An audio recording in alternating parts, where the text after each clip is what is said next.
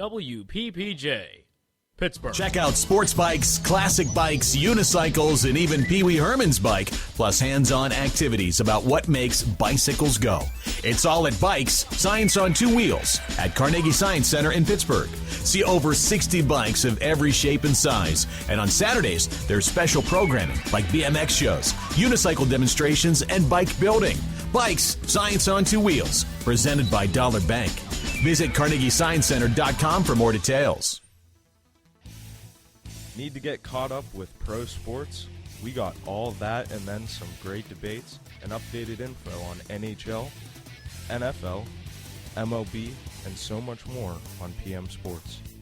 Tune in to the new sports talk show, PM Sports, with Paul and Matt on Tuesday nights from 10 to 11 on 670 AM WPPJ.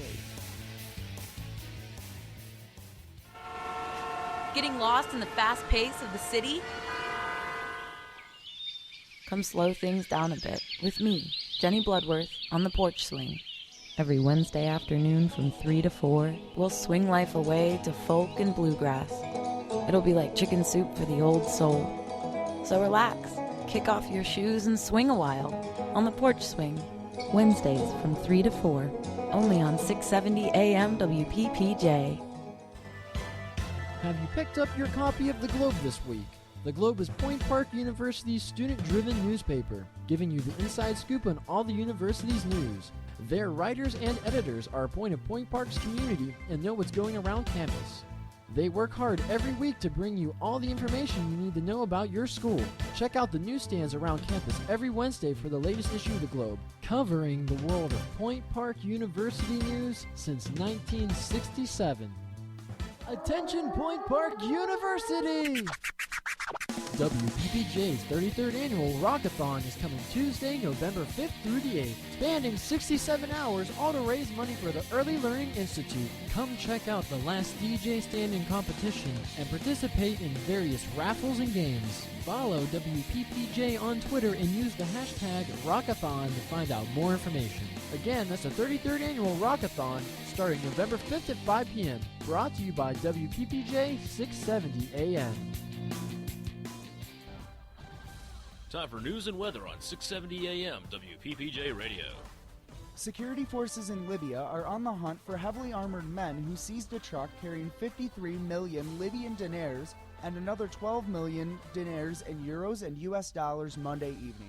10 men apprehended the truck that was flown from the Central Bank of Libya in Tripoli. Bank officials say the vehicle had one security escort and guards were unable to fend off the attack. A teaching assistant at the University of Iowa, who accidentally sent nude pictures to her students instead of math solutions, has been reassigned to a non-teaching position. The woman accidentally sent the photos as an attachment to 28 pre-calculus students. Officials at the University of Iowa have asked the students to delete the email and not send it on. From our partners at The Globe, a Point Park student who died unexpectedly in mid-October is being remembered as a humanitarian. Stephen Kunick, who completed one 7-week term this fall, died at his parents' home in Cheswick, Pennsylvania at age 48. Kunick enrolled in the university to study public administration. He wanted to help the less fortunate by becoming a healthcare administrator. In weather, today will be a high of 63 with a low of 52. Partly cloudy. Tomorrow will be 66. Expect some showers. This has been Zach Durkin with your WPPJ News Update.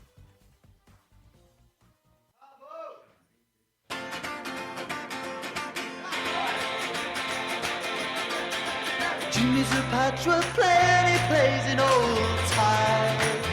5 bodegas where we'll find our boy tonight. With a dead-eyed smile, something in the way I heard that Jimmy voice say.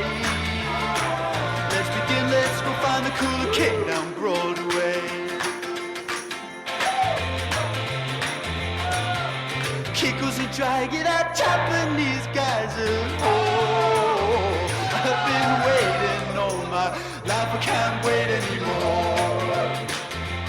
So a cold city smile in the edgeline gray, I heard somebody say. Let's begin, let's go find the cooler king down Broadway.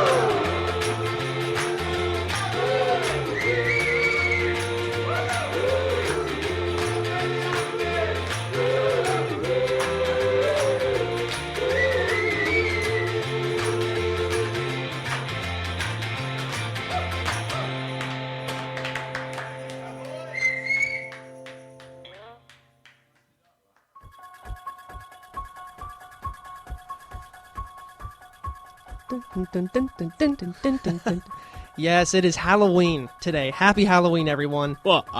You're listening to Sports Buzz on 670 AM WPPJ. I am Michael Kravetz. And I am DJ Harry Buzz. And, and we've got a big, exciting story for you this show. Big, exciting show for you today. And first, we have to start it off, though, with a little bit of a downer.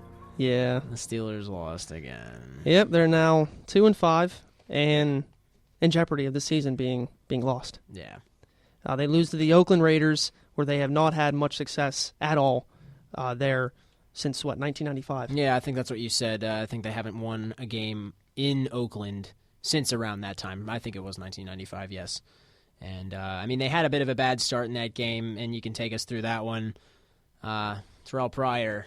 Yeah, first play of the game, a 93-yard run for a touchdown. Isn't that some kind of record? Yeah, it's the longest rushing play ever by a quarterback. Well,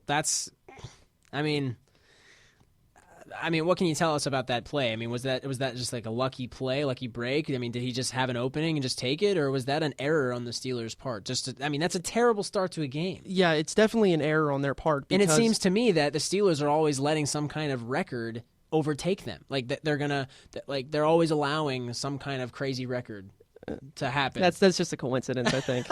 But yeah, Terrell Pryor, he's a dual quarterback, dual threat, run and pass. And Darren McFadden, it was a play action, an option play, where he looked like he was going to hand the ball off to McFadden. McFadden going to the left, and the whole defense went to where McFadden was going. And Pryor had an open lane all the way to the right, and he just drove past all the defenders. Woodley was supposed to cover him on there, and he went for the fake, and he got burned on it. What kind of advice would you give to Lamar Woodley? Just, patience is a virtue, maybe evaluate what you're doing a little bit.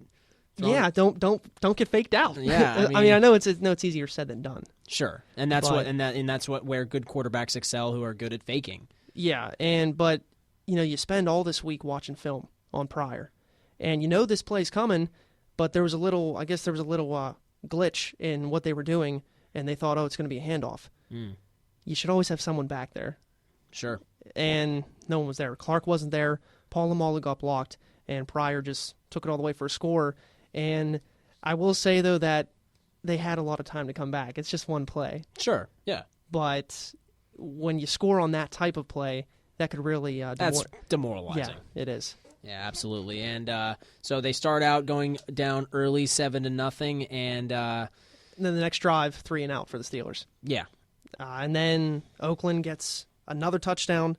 At the end of the first quarter, they go 14-0. And then once again, Steelers have a good drive.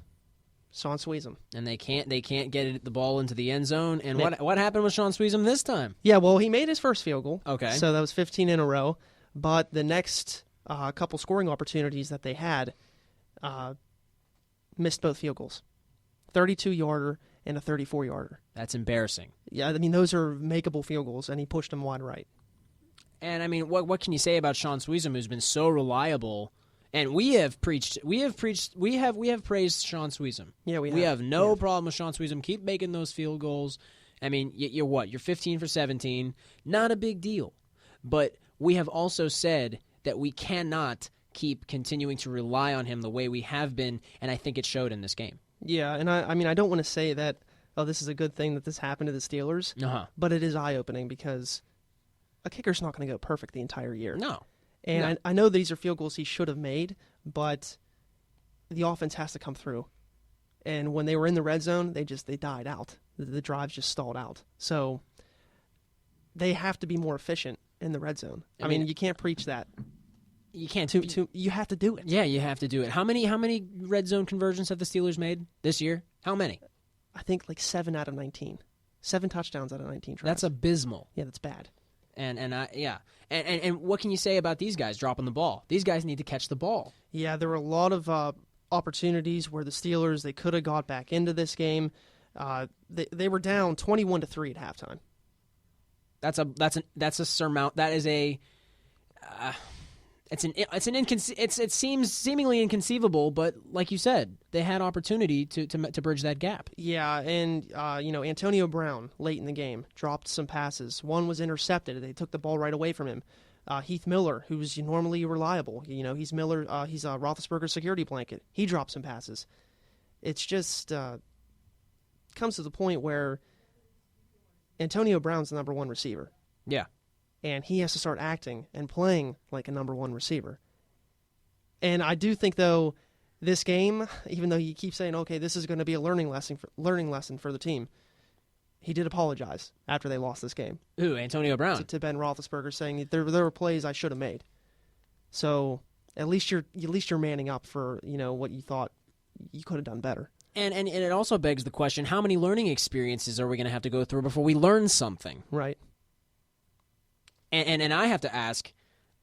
There's three things that come to mind when you think of the Steelers' poor season that we've been experiencing so far. I mean, is Ben Roethlisberger throwing bad throws? Are they bad catches? Is it the defense? Is it all three?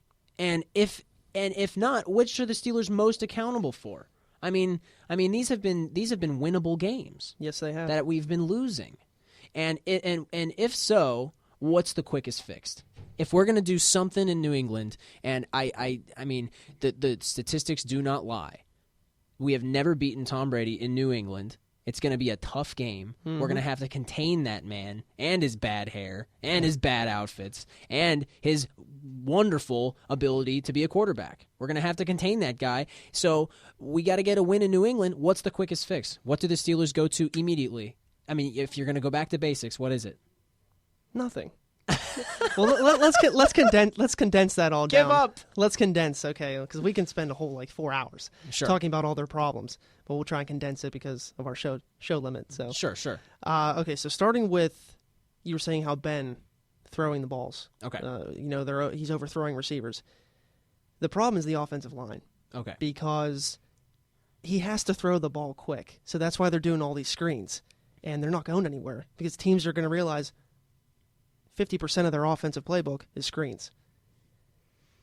And once he gets the time to throw the ball downfield, when the offensive line actually blocks for him, he's missing receivers. So I hate to say, it's a small margin of error for him because there were a couple plays, I think it was in the second quarter, they tried to go deep to Sanders, and he overthrew him. He tried to go deep to Brown, he overthrew him. You got to make those plays. Yeah. Absolutely. And not only that, but we have a little bit of a problem on the injury front. Yeah, with the offensive line. Yeah. In the Oakland game, David DeCastro went out. Guy Wimper, who played well. He had a great game. Against the Ravens, he had to leave the game. And then Ramon Foster, concussion-like symptoms. So they had Cody Wallace, who I totally forgot he was on the team. They had him in there, rotating positions. And they had Mike Adams back in there, who was benched earlier in the year. It's just it's not good when your offensive line is in disarray so far through the first half of the season. Sure. And at this point, you wonder. At this point, is the Steelers' bad season going to kind of transform into the fact that we basically have caught an injury bug at this point? Do you think that injuries have a bigger amount to do with the losses than we maybe have originally perceived? Absolutely not. Okay. Because the Steelers, how Mike Tomlin always says, it's the next man up philosophy. Meaning, if a backup comes in, we expect him to play at the same level as the starter. It's not like they have scrubs on this team. And Mike Tomlin's doing a wonderful job. He's an excellent coach. Yeah. He's one of the coolest coaches and one of the most knowledgeable coaches in the National Football League. So and what about the jet lag factor? I'm not trying to come up with excuse after excuse. I'm trying to give the Steelers a little bit of the benefit of the doubt, maybe cover all bases here. Mm-hmm. I mean, we're in trouble. I'm not trying to point fingers on things, but what about the jet lag factor? They've lost their last 8 games going to different time zones. And whether, they're not going to have to face that problem again this year. They don't go out to the West Coast at all if they were to make the playoffs, though. Right. I don't think that's going to happen, though. But, so next year, when it comes to that, maybe Mike Tomlin, they're going to have to leave a day earlier, get to, Oakland or wherever a day earlier, because I heard Charlie Batch on one of the radio shows saying it's pretty draining, the jet lag, and he didn't even start. He was on the bench, and he said he was really tired. So that's interesting to me because hockey players, not to compare athletes, but hockey players make that kind of trip much more than a football franchise will make that trip. They will go on many more road trips, and they seem to be okay with it. Mm-hmm. I mean, come on, guys! You're professional athletes. Let's do this. Let's go. Let's come to play. Let's get our heads in the game here. All right, New England. What's going to happen? Well, before we get into that, okay. I do want to get back talking about the defense now specifically. Oh, okay, right. Sure. In the Oakland game, the defense did not play a bad game. They had the hiccups, obviously, in the first half, but in the second half, they played great. Pryor only had 88 yards passing. That's a good number for us. Yeah, but it was his running on the first play that was the killer, and no pressure whatsoever on Pryor. Woodley, no sacks. Jarvis Jones, probably the worst game of his career so far, and the reason why is because I don't know. It seems like he can't handle the double teams when he's getting double teamed by offensive linemen. And he's the type of player, they drafted him in the first round for a reason. I mean, I know you'd want him to show a little something sooner, but maybe benching him in favor of Jason Worlds is the way to go for him to learn more, and that's what Tomlin's doing. Well, that's good. That goes to show Mike Tomlin's prowess as a coach again. He's a great coach, and if you're ever at all wondering if it's on the coach that we're not doing too well, do not blame the coach. He's doing the best job he can with the best of what the Steelers can produce at this time. Yeah, and the defense they got some turnovers. Yeah, something that's been rare this season. Troy Polamalu had an interception. Cortez Allen had an interception. So they had their chances. It was 21-18, and they tried an onside kick. And it was a horrible attempt. Sweezum just had a bad day overall. Yeah. But there was something very significant in the last quarter something that Ben Roethlisberger, he's a veteran, he should not have done. So it was 21-10. And Steelers had all 3 timeouts left. On this drive, you're thinking, okay, they got to get a score here. Not waste any timeouts, because then if you kick the ball back to the Raiders, you have all 3 timeouts. You stop them on 3 and out, you'll get the ball back with, say, about a minute or so left. He used a timeout when the play clock was running down. I mean... And the reason why that was so significant, they ended up scoring on the play. Okay. So it was 21-18, but when Oakland got it back, Steelers only had 2 timeouts. And then they did get a 3 and out, but they got the ball back with like 15 seconds. If he would not have called that timeout and took a 5-yard penalty, Steelers would have got the ball back if they would have stopped him with about a minute left, and they could have had a chance to go down for the tying field goal. I mean, what do you suppose happened there? Just a mental lapse? He was arguing the previous play that the running back for the Steelers, Le'Veon Bell, horse collar tackle.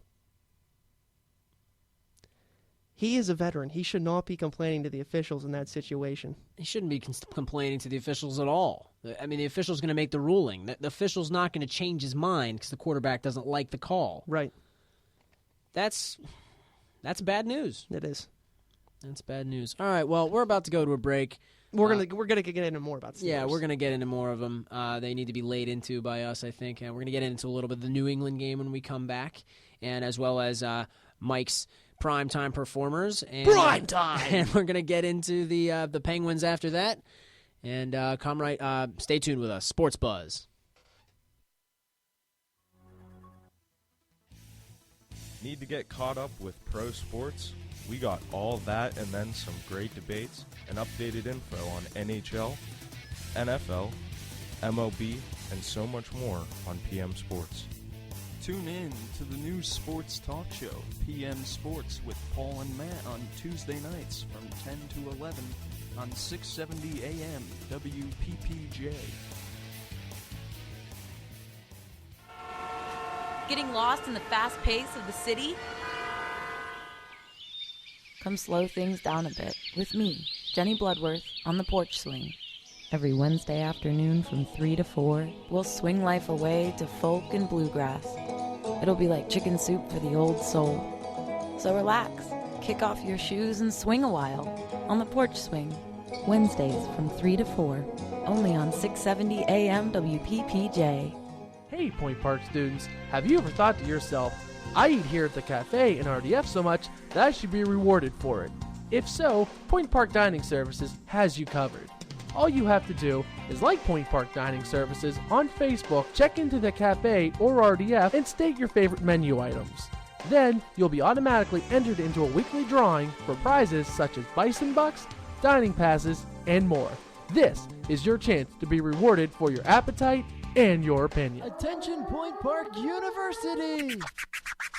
WPPJ's 33rd Annual Rockathon is coming Tuesday, November 5th through the 8th, spanning 67 hours, all to raise money for the Early Learning Institute. Come check out the last DJ stand-in competition and participate in various raffles and games. Follow WPPJ on Twitter and use the hashtag Rockathon to find out more information. Again, that's the 33rd Annual Rockathon, starting November 5th at 5 p.m. Brought to you by WPPJ 670 AM.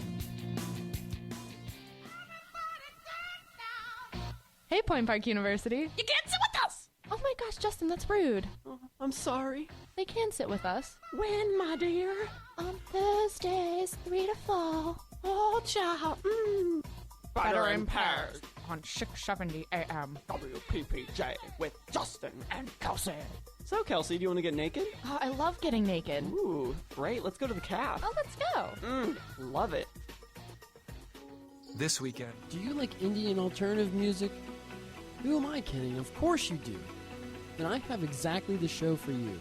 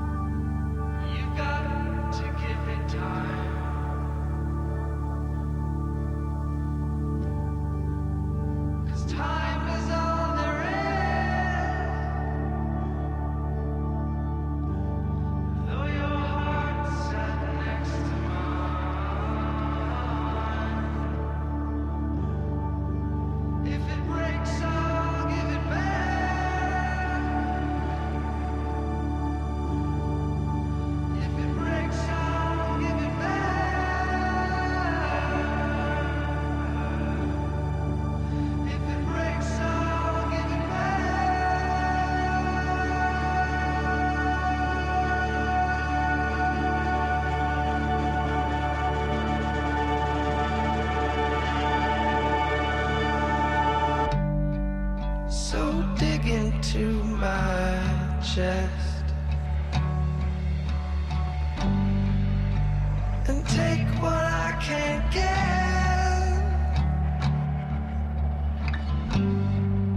There's a reason this muscle is the strongest that there is, and if it breaks I'll give it back.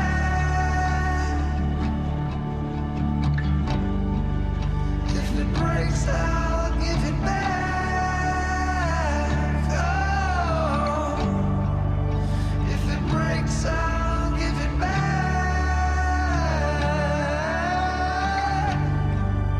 If it breaks I'll give it back.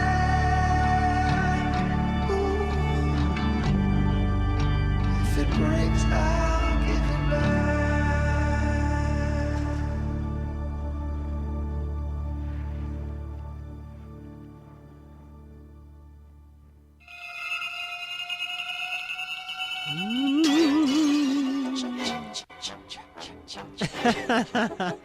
Continuing our theme. Happy Halloween, everybody. Yeah, happy Halloween. And we're playing some favorite horror movie songs from movies. Obviously. Yeah, this is Friday the 13th. Indeed. 1980, classic. Jason Voorhees. Great movie. So we were talking about the Steelers. On to some more scary that's stuff. Right. Yeah, the Steelers. They're going to be going into New England, as we said before, this weekend. We know the history they've had against Tom Brady in Foxborough. Not good. Wow. But they did make some changes this week. They cut punter Zoltan Mesko, who was really bad in his time here. I'm going to be honest, I've never even heard of him. Well, anyway, they brought in Matt McBriar, who is a 10-year veteran, spent most of his career with the Dallas Cowboys. Last year was with the Eagles. And the reason why no one picked him up, he had a recent injury with his foot. So, I mean, he has a good leg. I don't think punting really is going to really change much, because you don't want to have your punter out there all the time, because that means you're not scoring. So, Right. But we'll see if it makes some sort of difference. Anything positive will be good for this team. So, and then on the injury front, we mentioned all those linemen that went down. David DeCastro, there's still a question mark as to whether or not he'll play in this game, but Guy Wimper and Ramon Foster were limited in practice, so they at least practiced a little bit, so they should be. I think they would be back in the starting roster. Right. And what's the status on the New England Patriots? How did they do in Miami? Not too well. Well, they started off poorly. Mm-hmm. They were down 17-3, but they wound up winning the game, 27-17, and they're 6-2, better than they were at this point last year. But Brady's numbers, very, very lower than his career would suggest. Completion percentage this year, 55%. Career completion percentage is at 64. That's kind of surprising. You'd think that would be higher. Yeah, but you look at this team. You look at the cast of characters that they have. Not really any noticeable names. Ken Burrell-Tompkins, Aaron Dobson. You're not going to recognize those names. I mean, the name that really sticks out is Gronkowski, and he's coming back off an injury, and he's gonna play. Yeah, he will be playing. But Brady, nine touchdowns. That's it in 8 games, 6 interceptions. I mean, he's just not having his normal year. This is good news for the Steelers. Maybe we can break the trend and get another win. If we don't, is the season over? Everyone will say yes, but I will say no. Because if you got to hold out the possibility, even though there would be no signs suggesting that this team could. If they were to lose, they'd have to win out, essentially, to make the playoffs. Right. So once they lose the 7th game, then I'll say the season's over with. Okay, so just to give all the people out there hope. All right, so we're barely alive, everybody. But okay, so what do you think the tips are going to be to win in New England? You got to get Le'Veon Bell going early. Yeah, the offensive line, they just have to hold fort and make sure Roethlisberger does not get pressured 24/7 like he did against Oakland. And we have to in turn pressure Brady. Yes, and with Bell, horrible game against the Oakland Raiders. I think he only had about 24 yards rushing. That was bad. Yeah, not too good. And I know it's the offensive line really that's blocking for him, but there's got to be some give and take there where he has to make some plays if the blocking is bad. So he has to get off to a quick start. Got to get more turnovers, and they need to score. They have to get like an interception or a fumble and take it in for a touchdown, because I think that's just getting turnovers now, not going to get it done, because they got 2 against the Raiders, and they still couldn't find their way into the end zone. All right, well, that game to come up very, very soon. All right, do you want to do your primetime performers? Yeah, I will. Coming in at number 5, it will be Mr. Cam Newton of the Carolina Panthers. Had a great night, Thursday Night Football last week. 23 of 32, 221 yards passing and 2 touchdowns. And then he also had 11 carries for 50 yards and a touchdown as the Panthers beat the Buccaneers 31-13. Coming in at number 4, quarterback Drew Brees of the New Orleans Saints. 26 of 34, 332 yards passing and 5 touchdowns. The Saints beat the Bills 35-17. Number 3, another quarterback, Matthew Stafford of the Detroit Lions. 33 of 48 for 488 yards passing and 1 touchdown. But he also had the winning running touchdown with 12 seconds left to beat the Dallas Cowboys 31-30. Number 2, wide receiver Marvin Jones. Who's Marvin Jones? Yeah, that's what I said when I saw this guy.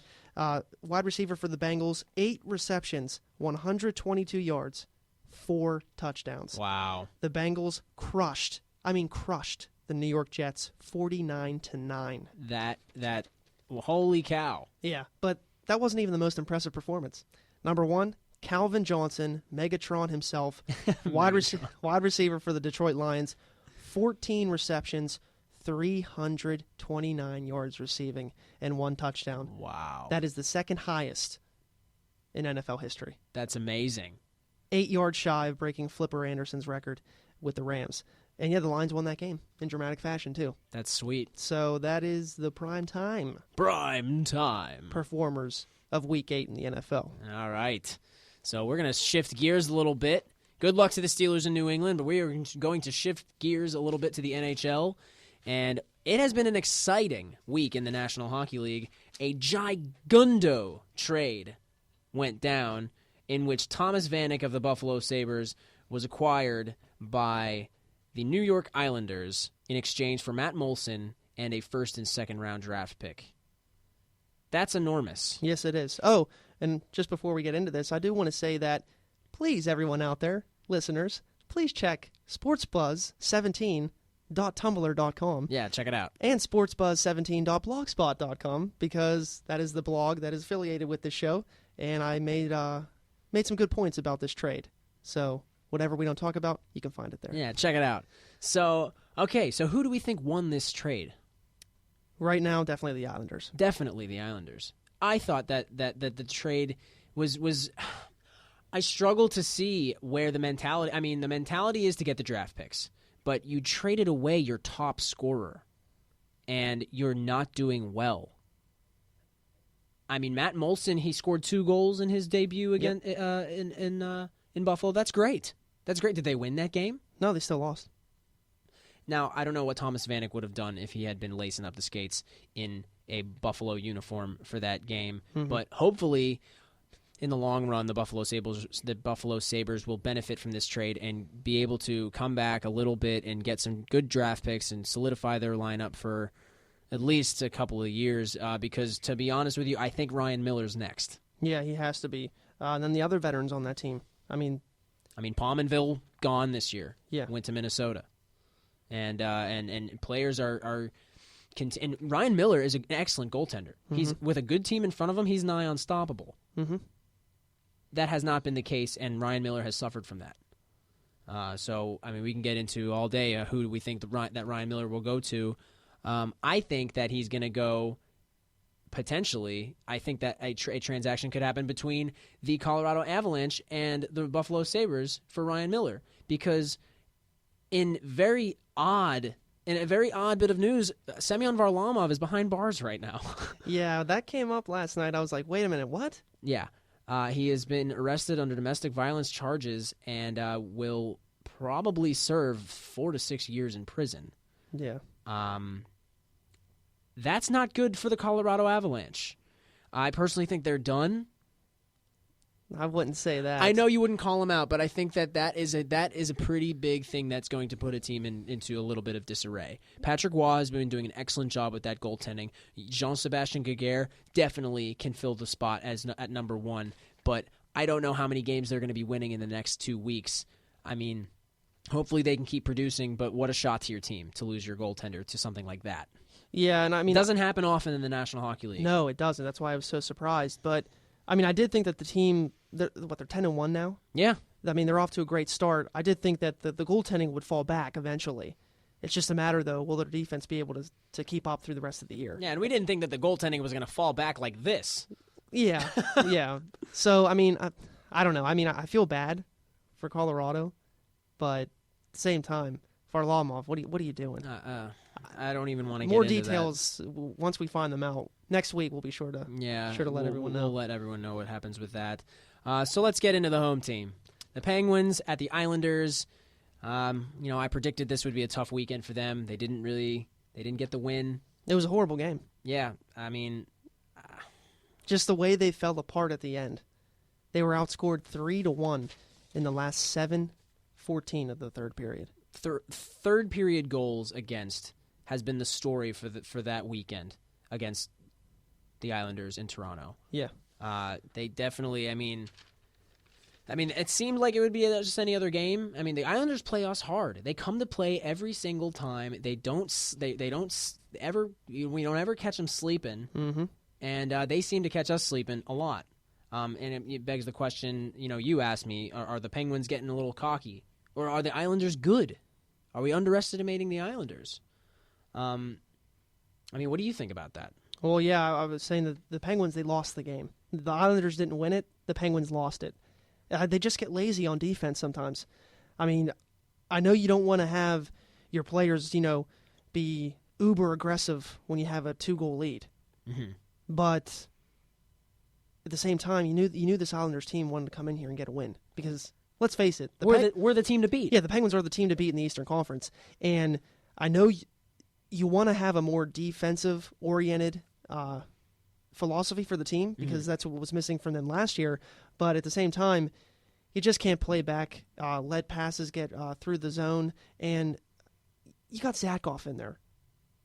You gotta be more tight defensively. You gotta insulate Zatkov because he's not experienced. I'm sure that he's a fabulous goaltender once you get him going, but let's face it, he's played 2 games.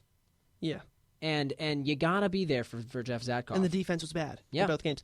You can get away with things on defense when Fleury is there because he is an all-star goalie. Absolutely. Zatkov is still unproven yet. Absolutely. So it begs the question, if the Islanders are good when they play us, an excellent hockey team, we're an excellent hockey team. If they're good and they wind up beating us, then how come they have rough seasons? And how come they barely made the playoffs last year? They made the playoffs, but they have been struggling. And with this Vanek trade, I think they're going to go far in the playoffs. And I think them beating the Penguins the way they did, that was a big catalyst for them making the trade. Yeah, and Chris Kunitz was quoted saying, I think it was at the end of last season or the season prior, it was within the last 2 years, he told the media, some teams just have your number, and the Islanders have got ours. Yeah. They're a thorn in the side of the Penguins, and the Penguins had better come to play when they next meet, because that's a rivalry that has, I'll never forget the date of this game. It was February 9th of 2011, I believe, when that line brawl that lasted 20 minutes happened. I remember that. This rivalry has the potential to be that. Mm-hmm. It is a battle on that ice, and the Penguins have better come to play. They better get their heads out of their helmets or whatever and realize that the Islanders are a significant threat. And now that they have Vanek, they're even more of a threat. Vanek and Tavares, a 1-2 combo. And Evgeny Nabokov plays well against the Pittsburgh Penguins. Yes, he does. They study the film. They know that Malkin's going to get the puck on the power play. They know that Crosby's going to be the one to make the sweet passes. They have to outcycle the Islanders, and they have to trump that burning desire that the Islanders have when they play the Pittsburgh Penguins. Yeah. And so, I think it'll be a 2-team race in the Metropolitan Division with the Islanders and the Penguins. I absolutely agree. I think we should go to a break right quick just because we're almost at that point, but we're going to get into the Toronto game as well as the Carolina game and the awesome Boston game if we have a little time at the end, but I do want to get to that. Make sure you stay tuned, and on the commercial break, check out our Facebook page, www.facebook.com/sportsbuzz5, and give us a like, and we will be right back. Sports Buzz.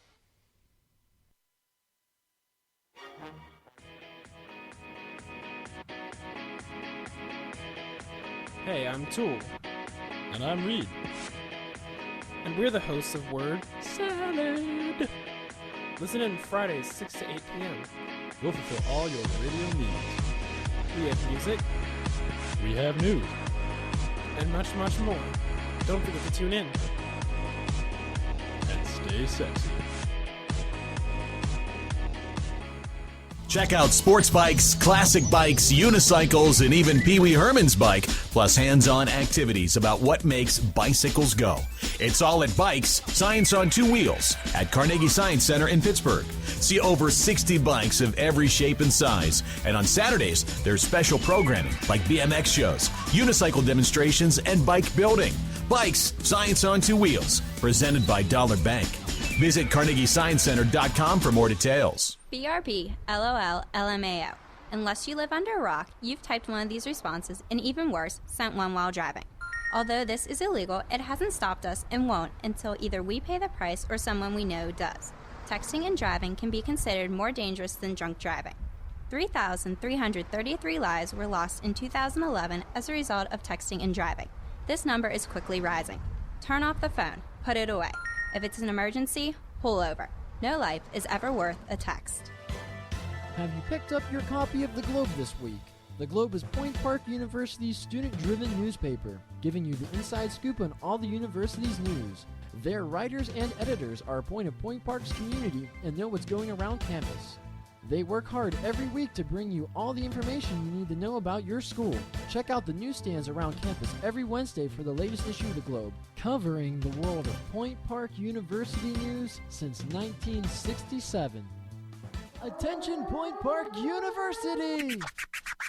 WPPJ's 33rd annual Rockathon is coming Tuesday, November 5th through the 8th, spanning 67 hours, all to raise money for the Early Learning Institute. Come check out the last DJ stand-in competition and participate in various raffles and games. Follow WPPJ on Twitter and use the hashtag Rockathon to find out more information. Again, that's the 33rd annual Rockathon, starting November 5th at 5 p.m. Brought to you by WPPJ 670 AM. It's now time for your WPPJ Music Update. This is Nathan Canan, your WPPJ's production director, with your concert calendar for the month of October 2013. October 2nd, Daughter at Mr. Smalls. October 3rd, Bayside and Motion City Soundtrack at Altar Bar. October 4th, Sleigh Bells at Mr. Smalls. On the 8th, 9 Inch Nails. Also, Soul Asylum at the Altar Bar on the 8th. October 11th, Life in Color at Stage AE. Also on the 11th, Pearl Jam kicks off their fall tour at Console Energy Center. On the 14th, AFI at Club Zoo. October 16th, Taking Back Sunday at Stage AE. October 22nd, Minus the Bear at Mr. Smalls. October 25th, Humphrey McGee's at Stage AE. And to finish it off on Halloween, The Devil Wears Prada at Stage AE. This is Nathan Canan, your WPPJ production director for the month of October 2013.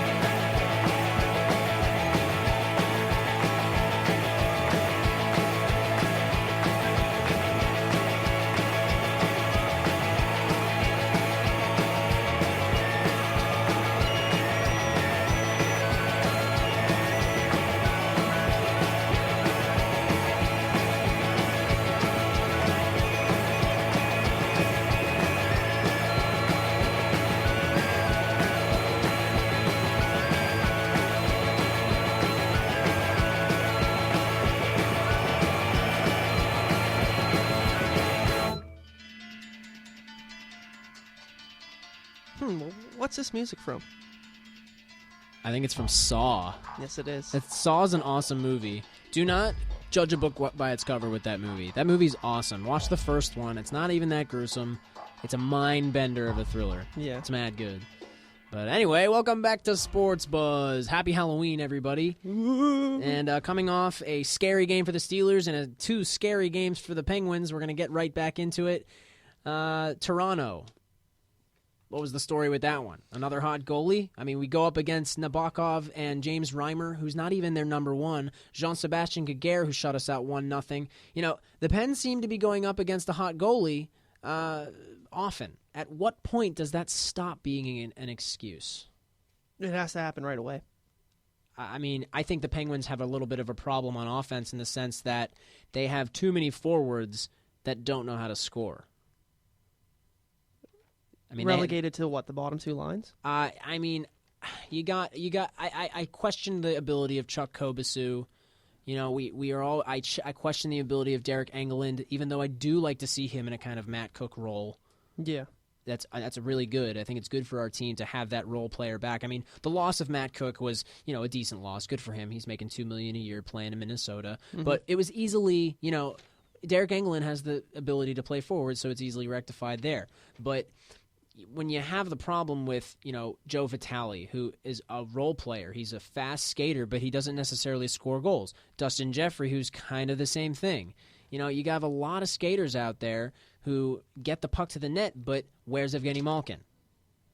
Yeah, that's he's missing James Neal. That's the problem. You think that it's what it's come to? He's missing James Neal. Yeah, and the way he is, the don't- type of player he should be, it shouldn't be a problem, but it is. Yeah, I was going to just say I don't buy that.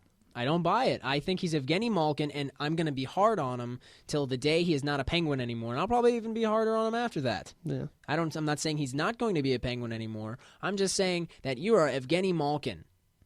You are in the same league as Sidney Crosby and Alex Ovechkin and Steven Stamkos. You are in that league. I think they compared Patrice Bergeron to Sidney Crosby in the Boston game. I heard Doc Emmerich make that comparison. I don't think that's a good comparison. I think Patrice Bergeron is a fabulous hockey player. He is good. He is good for the Bruins, but he is not in the same league as Sidney Crosby, and Evgeny Malkin is, and he had better get his butt in gear before, it's too late. And I think that it's a little bit of a coaching problem. I think that it's difficult to coach superstars like Crosby and Malkin because they can go out there and make magic happen. They do whatever they want, and it looks good. But I think that you need to put a leash on that. And Malkin has been absent on the scoreboard, at least in that weekend game. I think the Kobasu, he's injured now, right? Yeah. So we got a problem there. Scuderi, injured. Yeah, that's going to be Bo Bennett, injured. Yeah, there's a question mark with the Scuderi injury on how long he'll be out. That's going to be a big problem. Yeah, I think he has a broken foot. Ankle. Broken left ankle. He's going to be out for at least a couple of weeks, maybe 6 weeks.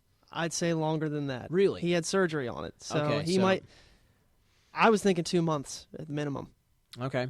So the Penguins can survive without him. They've proven they can do it. Yeah, they can. But that is a key piece of their defense. He is the reason why the Penguins are doing well defensively is Rob Scuderi. And why Fleury is so confident right now. Yeah, he's got to come back, and we will patiently await his return. Malkin, lack of production, one of the worst starts of his career, I think. Yep. I think.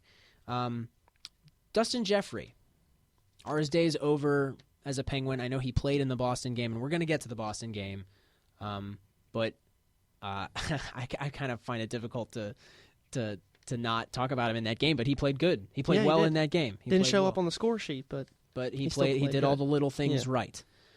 So let's hold off on Dustin Jeffrey. I think that he does have a spot on the Penguins for at least the short run. Simon Dupré, when are we going to see him step up? Yeah, with Scuderi going down, Bortuzzo looks like he will be filling in as the sixth defenseman now. And you know what? I do like that. I like Robert Bortuzzo. I think that he's a good fighter. I don't think he's a goon. I think he's a big, hulking defenseman, which is what the Penguins need. I think he's, 6'4" or 5? Yeah, he's a big guy. He could match up with Chara. Oh, for sure. Absolutely. And which is what the Penguins need. Yeah. They need a guy like Chara. Zdeno Chara is the kind of player you build a franchise around. And that's why the Boston Bruins are so good, no matter who is on that team. Mm-hmm. Because if you build them around a defensive guy like that, it's easier for a team to be successful if you build a team around a defenseman rather than an offenseman. Because let's face it, defense is what wins championships. Yes, it is. And you can build a team around Sidney Crosby, and you can have great offensive production, but unless you have that defense, which doesn't necessarily match up with all parts of the moving piece, with all parts of the machine. Defense is the machine. Mm-hmm. So we have that. Matt DiAgostini, I just have to say, I'm not impressed with you. Pick up your game. Yeah, 2 games. Didn't really see much from him. But I think that moving on, so Toronto basically speaks for itself. We got beat by Toronto. Toronto is a force. Yes, they are competing to be a team that is probably as good, if not better, than the Penguins at this point. Mm-hmm. They're going to do well, and we're excited to see some production from them. The Carolina Hurricanes, that game kind of spoke for itself. We played well. Jason Megna. Bolting hot Magna. I'm curious, where did you pick that one up? Austin Powers. Oh, okay. I like it. Yeah, Megna had a great game. I think, like I said, I thought that game spoke for itself. The defense played a good, complete game. Yeah, take us through a little bit more of it. Yeah, the only problem I saw in this game, the penalty kill. The Hurricanes got their 1 goal on the power play. The Penguins are ranked 25th right now in the NHL. Road penalty kill, they're second to last. And that has been an Achilles heel for them over the past couple of seasons. It hasn't been to the point where they're near the bottom of the league, but this year it is right now. You think that's because of the lack of a role player like Sergei Gonchar? Or even Jordan Staal, who are quarterbacks on the penalty kill. Yeah, and I mean, with Scuderi being out now, that's a big loss for the PK. So, I don't know. It's gonna take guys like Craig Adams to step up. Yeah, and and he's a great hockey player. He probably is the best turnover guy the Penguins have. Mm-hmm. And it's gonna take the little pieces of that machine to get going. Blah. Yeah, but in that game, Orpik had 3 assists. Orpik? Yeah, and he was a +3 for the game. Well, that's awesome. And then, of course, shouldn't be surprised, Sidney Crosby, another 2 goals. He's lighting it up. I mean, Carolina, they play well against other teams. They just are horrible against the Penguins. Yeah, and they've had some goalie troubles. Cam Ward out now. I think they had Justin Peters in net for Carolina, and he's not a bad goaltender. I feel bad for Jordan Staal whenever I see him play the Penguins, and play in general. I think that he wanted to play with his brother. I don't think that team is a good fit for Jordan Staal. He's only played for 2 teams. I think the Penguins have been that fit. Obviously, he wanted something else. He didn't get it in Carolina, I don't think. Yeah, it begs the question, was he really a top 6 forward? Oh, I think so. If you put him with the right people. Okay. I think that he can produce. I think he scored. Well, he can score goals, man, and he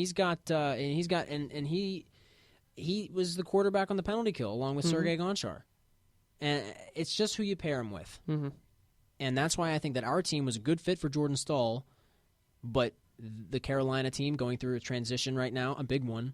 Yeah. We basically got UC Jokinen for free from them. Yeah, he's a great player. And Brandon Sutter is doing an incredible job defensively for the Penguins. And I always say that Brandon Sutter will fill in defensively where Jordan Staal stood in, and James Neal will stand in offensively.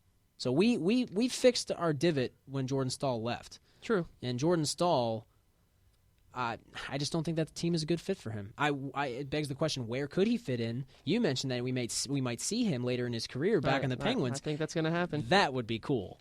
That would definitely be really cool. So back to the cream of the crop, the Boston game. What a game! This was an awesome game. It was the best game of the year so far for sure. There were awesome back and forth action, tremendous play by both teams. And the first period, it was scoreless after the first period. But guess what? That was definitely one of the most exciting periods I've seen so far. Oh, definitely the most exciting game of the National Hockey League thus far. And the Penguins to win it in dramatic fashion. Take that, Boston. We're back. That's right. And when I say we're back, I'm gonna entertain you with this. It was one of those games that we haven't seen the Penguins play, I think, since they made that Stanley Cup run in 2009, since Game 7 in the 2009 Stanley Cup. And it begs the question, is that, now that we've seen that they're capable of that kind of a game again, I mean, it looked like a playoff game. It looked like a cup game. It did. Is that team back? Is that desire back for the Penguins? And will it transfer to the playoffs? I think it's too early to say that. It is too early. And you got to figure they have a lot of injuries right now. So Yeah. almost half of the team that was there playing will not be there probably by the know, playoffs. it's crazy. Because Scuderi is out, Kovacic is out. There's no Neal, there's no Bennett. I mean, so I guess it was just one of those games where we're just like, all right, we don't care who we got on the ice. We're beating you. Well, I do think, though, because it was Boston, they were really, amped up for this game. Definitely. Regardless of who was in there, they were going to get the win. Definitely.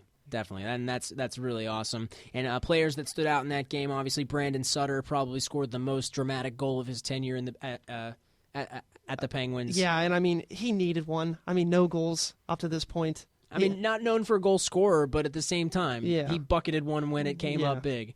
Absolutely, he needed one. Jussi Jokinen. Yeah, Jokinen got the game winner. And Kunitz scored as well. Those guys obviously stood out. Daniel Paille, Boston Bruins had an excellent chance on Marc-Andre Fleury. And then he came out with the poke check. Yeah, and that was a great and Marc-Andre Fleury known for the poke check, and I think he made a bit of a goof on who scored on him, that he kind of fumbled the poke check. Well, my mind's going blank. I'm not sure, but yeah. So I mean, Marc-Andre Fleury with the poke check is back, and that's a good thing. Daniel Paille obviously played well in that game. Patrice Bergeron had a beautiful goal. Yeah, he did.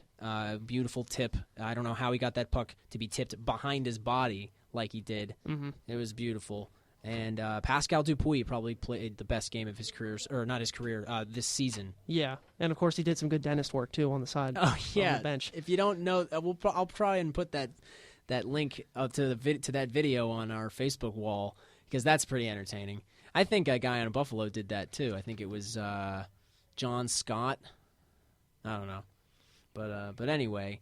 And in the end of the game, it was reminiscent of the Game 7 save on Lindstrom. Yeah, he made a humongous save. And I mean, I know it's not something you should be nitpicking about, but the Penguins, they got to get better at trying to get those empty net goals. Yeah. Because it seems like every time the opposing team has pulled their goalie, they're keeping it down in the Penguin zone for like the last minute and a half. All right, you know what though? I'm gonna disagree a little bit. I think that the empty net goal is definitely important to get, but I think they're getting them. I don't know, because it seems like at the ends of these games, like they granted, just want to get the puck out of the zone. Yeah. And I mean, I know that's what you're supposed to do, but they just seem like they have the puck down there an awful long time at the end, and you think it's that's bound just, to go in. You think that's just them being timid, just trying not to ice the puck? I guess. But I mean, it's something that I've always had a problem with. Okay. Well, I think Evgeny Malkin scored a couple of his goals this year on empty netters. So if he can score, let Malkin get one of the empty let goals, him get him. Get him going. Get him going. Yeah. So I mean, those are easy enough to get. But okay. So a little bit of a reprieve, as they do not play tonight, but they will play Columbus at a home this weekend. That's Should going be exciting. That's going to be very exciting. I think it's going to usher in a new rivalry for the Pittsburgh Penguins, and we'll see what happens. Yeah. So on next week's show, we'll be getting into that. Yep. The Steelers against the Patriots. Will their season be over? We'll see. We'll be broadcasting outside of the cafe. Yes, for Rockathon. If you guys are listening, come and check us out at the Rockathon booth right outside the studio. We'll be broadcasting live for all of you guys to see our beautiful faces. That's right. We'll be making fun of people too.